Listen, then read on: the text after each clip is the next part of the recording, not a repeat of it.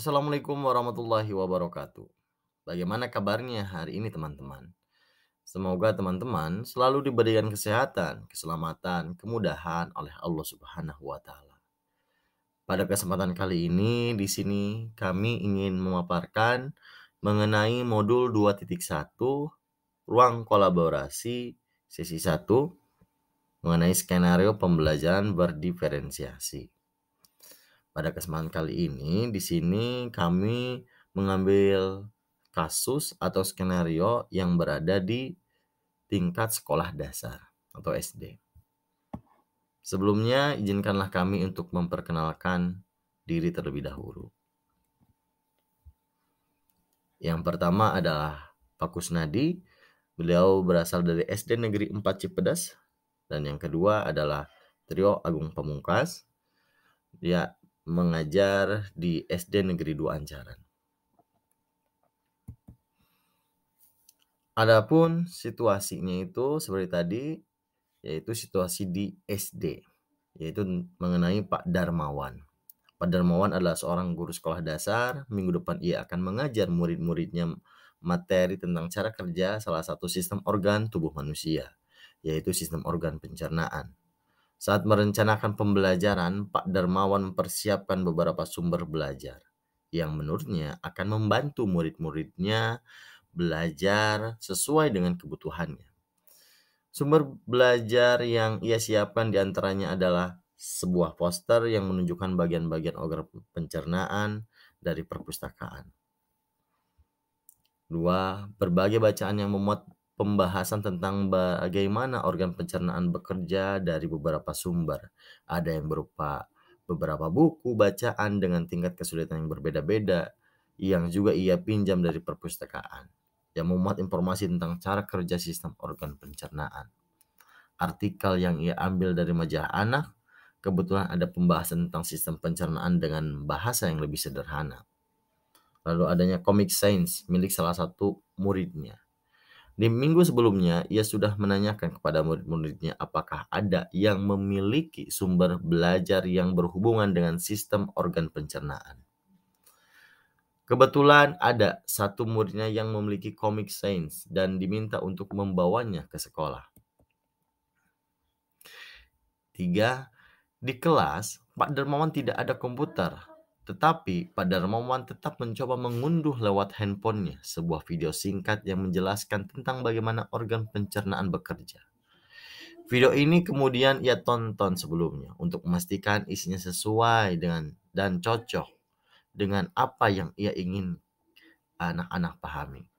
Dan kemudian ia simpan di handphonenya.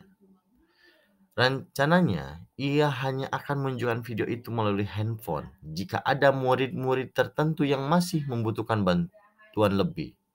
Yang keempat, Pak Darmawan juga membuat kartu-kartu pertanyaan yang dapat digunakan untuk membantu murid mengkonstruksi sendiri pemahaman mereka tentang cara kerja sistem organ pencernaan dengan menjawab pertanyaan. Yang kelima, yaitu Pak Darmawan lalu mempersiapkan daftar kegiatan lengkap dengan instruksinya. Misalnya, membaca buku, artikel, komik, dan lain sebagainya.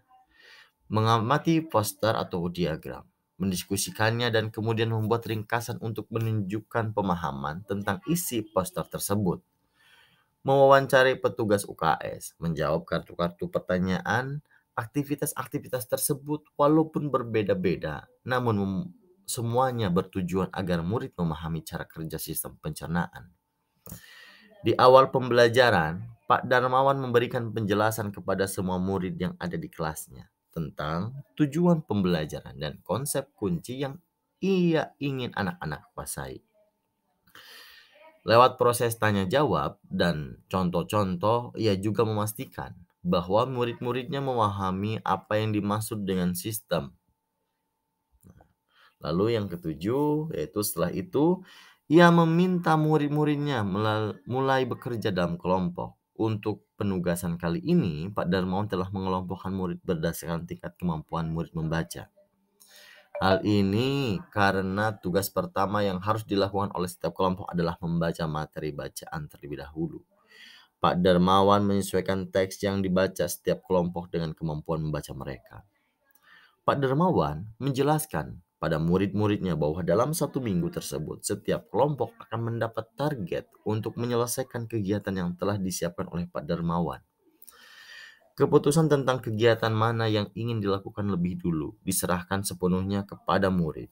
Yang jelas, mereka diberikan kesempatan melalui kegiatan-kegiatan tersebut pada saat jam pelajaran IPA di minggu tersebut. Yang 9, selama proses melakukan kegiatan, Pak Darmawan memastikan ia mengobservasi dan memantau pemahaman murid-muridnya. Ia mendatangi tiap kelompok, mengajukan pertanyaan dan memberi pertanyaan lanjutan kepada murid-murid yang memerlukan bantuan atau perlu diberikan tantangan lebih. Misalnya, menunjukkan video lewat handphonenya kepada beberapa anak yang tampak masih kesulitan, membantu mereka memahami konsep-konsep kunci dengan kosakata-kosakata sederhana yang kemudian ia display di kelas. Pak Darmawan juga membuat catatan penilaian selama proses ini. Setiap jawaban muridnya, pertanyaan murid, ia perhatikan. Lalu yang ke-10, Pak Darmawan kemudian melakukan penilaian untuk mengetahui sejauh mana murid-muridnya memahami materi tersebut. Ia kemudian membuat penilaian berjenjang, tier assessment. Untuk murid-murid yang kemampuannya kurang, ia menugaskan mereka untuk menjelaskan alur pencernaan dalam sebuah diagram alur sederhana yang dilengkapi penjelasan singkat dengan menggunakan kosakata sederhana, sesuai dengan yang telah mereka pelajari dan bahkan telah didisplay di kelas. Untuk murid-murid yang kemampuan sedang, ia meminta mereka membuat sebuah cerita narasi tentang alur pencernaan dengan kosakata yang lebih bervariasi. Untuk murid-muridnya yang kemampuannya tinggi, ia meminta mereka membuat sebuah cerita kreatif dari perspektif seseorang makanan yang menarasikan alur pencernaan. Melalui tugas ini, penyusunan kalimat dan pemilihan kosakata yang digunakan tentunya sudah lebih sulit. Di sini ada pertanyaan pemantik. Yang pertama, dari skenario pembelajaran yang telah ditelaah, apakah kebutuhan belajar murid yang berusaha dipenuhi oleh guru tersebut? Di sini ada beberapa kebutuhan belajar yang berusaha dipenuhi oleh guru atau Pak Darmawan. Yang pertama, adanya kesiapan belajar. Yang pertama, dari kesiapan belajar itu, Pak Darmawan dengan mengelompokkan murid berdasarkan tingkat kemampuan membaca, yaitu dari yang kurang, sedang, dan lancar dalam membacanya. Lalu, menyiapkan berbagai sumber bacaan dengan tingkat kesulitan yang berbeda. Nah, di sini adanya poster, buku, artikel bacaan, dan komik sains, serta video singkat. Jadi, di sini juga Pak Darmawan menyiapkan video singkat, ya, bila mana memang ada siswa yang belum benar-benar memahami dari bacaan tersebut. Oleh karena itu, Pak Darmawan menyiapkan video singkat. Yang kedua, kebutuhan belajar yang berusaha dipenuhi oleh Pak Darmawan yaitu adalah minat belajar atau minat muridnya. Di sini minat murid sendiri, guru memberikan kebebasan pada setiap kelompok untuk memilih kegiatan yang telah dipersiapkan oleh Pak Darmawan terlebih dahulu. Jadi mana yang menurut murid paling mudah, maka murid akan kerjakan terlebih dahulu. Di sini menyiapkan sumber bacaan yang berbeda berupa buku, artikel, komik, dan lain-lain. Jadi minat muridnya disesuaikan dengan sumber bacaannya atau sumber belajarnya. Dan yang ketiga adalah kebutuhan belajarnya adalah profil belajar murid, yaitu adalah gaya belajar yang mendukung pembelajaran. Adapun profil belajar muridnya yang telah dilakukan oleh Pak Darmawan yaitu dengan menyiapkan media yang bersifat visual berupa poster, buku, artikel, dan komik. Lalu ada audio visual, video singkat, dan kinestetik, yaitu dengan mewawancarai petugas UKS. Jadi di sini kan karena gaya belajar setiap orang berbeda, jadi Pak Darmawan juga menyiapkan cara belajarnya itu apakah hanya lihat atau melihat dan mendengarkan atau audio visual atau langsung kinestetik, langsung kinerja. Pertanyaan pemantik yang berikutnya adalah, bagaimana cara guru tersebut menentukan kebutuhan belajar muridnya? Di sini yang dilakukan oleh Pak Darmawan untuk menentukan kebutuhan murid, yaitu Pak Darmawan hal yang pertama kali dilakukan adalah mencari informasi terkait murid untuk metode dan penilaian yang sesuai untuk kebutuhan murid. Di sini juga Pak Darmawan mempersiapkan bahan dan sumber belajar yang beragam. Ada yang tadi lewat poster, bacaan, ada juga video. Lalu adanya membuat kartu pertanyaan, di mana kartu pertanyaan itu digunakan untuk mengkonstruksi kemampuan siswa, apakah siswa itu atau murid sudah memahami atau belum apa yang mereka pelajari. Selanjutnya, sebelum pembelajaran dimulai, guru menyiapkan tujuan yang ingin dicapai. Pengelompokan murid, di mana pengelompokan murid itu disesuaikan dengan tingkat kemampuan membacanya. Lalu menyiapkan instrumen penilaian yang akan digunakan dalam penilaian berjenjang. Di sini Pak Darmawan dalam menilai itu ada penilaian prosesnya juga. Jadi saat murid bekerja dalam kelompok, Pak Darmawan mengobservasi atau memonitoring kinerja dari para murid-muridnya.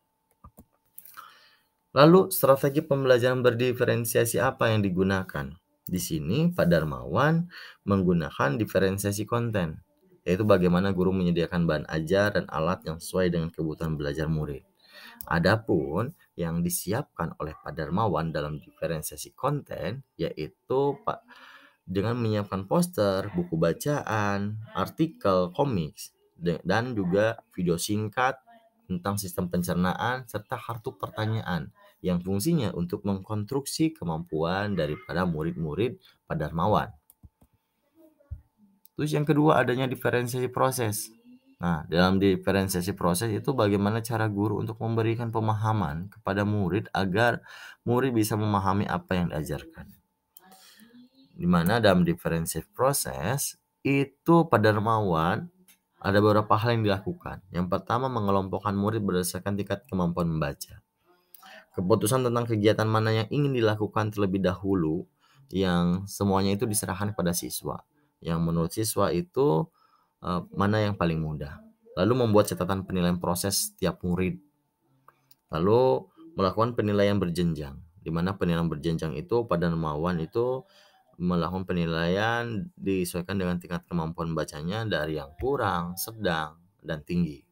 Lalu selanjutnya adalah memantau, mengobservasi kinerja murid dengan memberikan pertanyaan dan menunjukkan video jika ada murid yang belum memahami konsep. Nah, jadi untuk video sendiri itu jika benar-benar ada murid yang belum memahami konsep. Jadi nanti Pak Darmawan langsung menunjukkan video dari handphonenya. Selanjutnya adalah mengembangkan kegiatan bervariatif. Tentu di sini kegiatan bervariatifnya itu dengan adanya bacaan, adanya mengamati poster, adanya wawancara terhadap petugas UKS, lalu dan menjawab kartu-kartu pertanyaan merupakan suatu kegiatan yang bervariasi dengan tujuan yang sama, gitu ya. Selanjutnya yang ketujuh adalah variasi waktu lamanya pengerjaan.